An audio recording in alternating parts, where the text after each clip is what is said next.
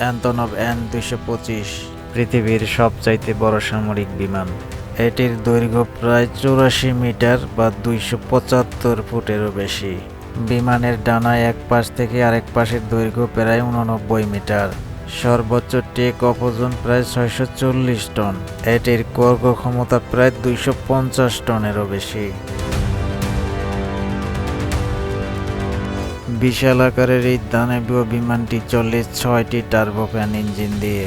প্রতিটি ইঞ্জিনের থ্রাস্ট তৈরি হয় প্রায় 23 টন, যার 6টি ইঞ্জিনের সম্মিলিত থ্রাস্ট প্রায় 140 টনেরও বেশি। এই বিমানে মোট প্রায় 32টি ল্যান্ডিং গিয়ার হুইল ছিল।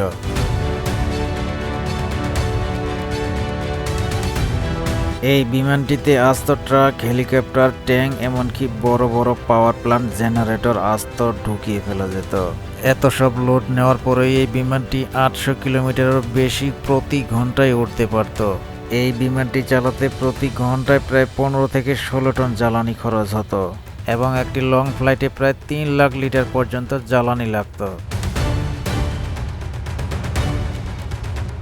এভিয়েশন ইতিহাসে 200টিরও বেশি বিশ্ব রেকর্ড করতে পেরেছে এই বিমানটি। দানবীয় এই বিশাল আকারের বিমান শুধুমাত্র একটি সারা পৃথিবীতে তৈরি করা হয়েছিল। দ্বিতীয় আরেকটি বিমান প্রায় 70% পর্যন্ত কাজ করা হয়েছিল, কিন্তু শেষ করা হয়নি। ইউক্রেনের অ্যান্তনভ কোম্পানি বিশ্বের সবচাইতে বড় সামরিক এই বিমানটি তৈরির কাজ শুরু করে 1980-এর দশকে। তৎকালীন সময়ে এই বিমানটি তৈরিতে প্রায় $300 মিলিয়নেরও বেশি খরচ হয়েছে। সর্বশেষ ইউক্রেনের হস্টমেল অ্যান্তনভ এয়ারপোর্টে এই বিমানটি গ্রাউন্ডেড অবস্থায় ছিল। 2022 সালে ইউক্রেন রাশিয়া যুদ্ধ শুরু হলে 24শে ফেব্রুয়ারি 2022 সালে অ্যান্তনভ এয়ারপোর্টে রাশিয়া ব্যাপক বিমান হামলা শুরু করে।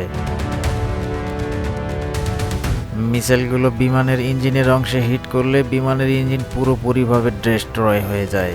ফায়ার ফাইটাররা আগুন নেভানোর চেষ্টা করলেও বিমানটির এত বিশালতার কারণে এবং প্রচলিত যন্ত্রপাতির স্বল্পতার কারণে আগুন নেভানো সম্ভব হয়নি। ফায়ার ফাইটাররা হাল ছেড়ে দিলে ধীরে ধীরে জ্বলতে জ্বলতে অবশেষে 27শে ফেব্রুয়ারি বিমানটি পুরোপুরিভাবে ধ্বংস হয়ে যায়। নির্মাতা প্রতিষ্ঠান অ্যান্তনভ কোম্পানি ভবিষ্যতে এটি পুনরায় তৈরি করার পরিকল্পনা করেছে এবং সম্ভাব্য খরচ ধরা হয়েছে $1 বিলিয়নেরও বেশি।